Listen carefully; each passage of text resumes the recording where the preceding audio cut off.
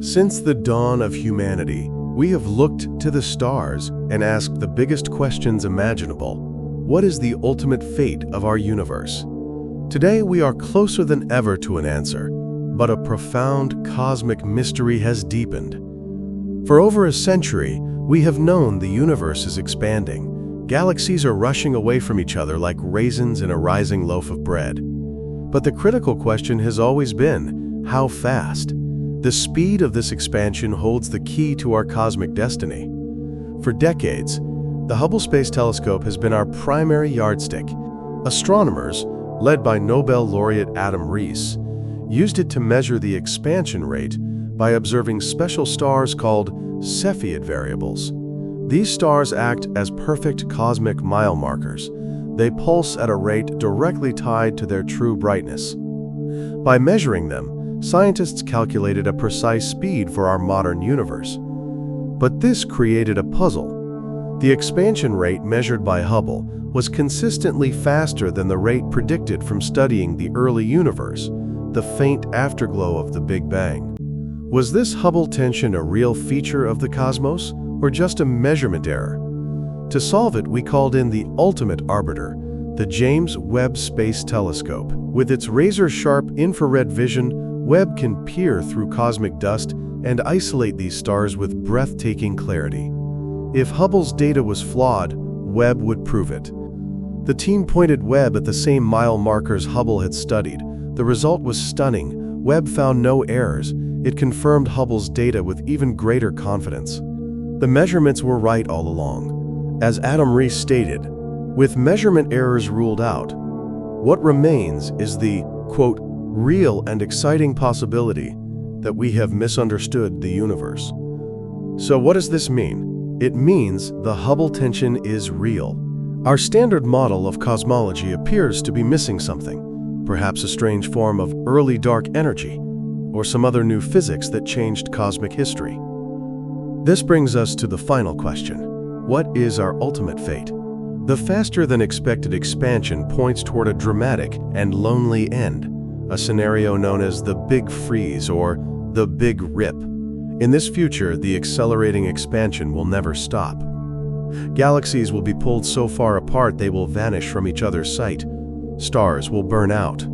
Eventually, the very fabric of space-time could be stretched so violently that atoms themselves are torn asunder, leaving behind nothing but a cold, dark, and empty void. The puzzle persists, but by confirming it, Webb and Hubble have not failed. They have given us a new, sharper map of our cosmos and pointed us toward the unknown territory where our next great discovery awaits. The discovery that will finally reveal our ultimate cosmic destiny. In the sterile hum of the quantum optics lab, Dr. Eris Thorne holds his breath. Before him, suspended in an intricate web of lasers, is a single electron, but it is not a thing in the way we understand it. It is a ghost of potential, a cloud of probability described by a wave function, existing in a perfect, shimmering superposition of both spin up and spin down. Eris leans forward, his finger hovering over the measurement control. This is the moment of truth. He engages the detectors.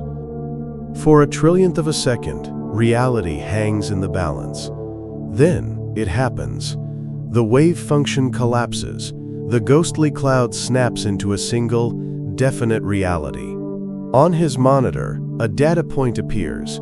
Spin up. The experiment is a success. The other possibility has vanished, erased from existence. Or has it? The story doesn't end there. According to one of physics' most elegant theories, the wave function never truly collapsed. It fractured. The universe did not choose a path. It followed all of them. In timeline A, the universe we perceive, Dr. Thorne nods, satisfied. He records the result in his logbook. Trial 734, spin up. He leans back, takes a sip of his now lukewarm coffee, and begins resetting the apparatus. For him, reality continues along a singular, unbroken line. But in that same instant, another reality branched away. In timeline B, an identical Dr. Eris Thorne also leans back from his console. His screen reads, "Spin down." He too records the result in his identical logbook. He too sips his coffee, completely unaware that he is now a resident of a parallel world, just as real as the first. He is not a ghost or a copy, he simply is. This isn't just a philosophical fancy, it is the many worlds interpretation of quantum mechanics, and hints that support it are beginning to emerge. Look to the cosmos.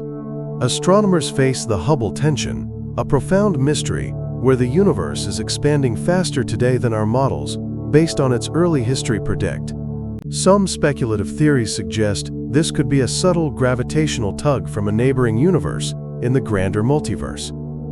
The many worlds theory requires no magical collapse. It simply follows the mathematics of the wave function to its logical, awesome conclusion. And so, Dr. Thorne, now two men, identical in every way save for the memory of a single quantum event, continues his work. Each is a pioneer, charting a course through a separate reality, unaware that they are living proof that reality is not a single line, but an endlessly branching tree, where every quantum choice does not erase a possibility.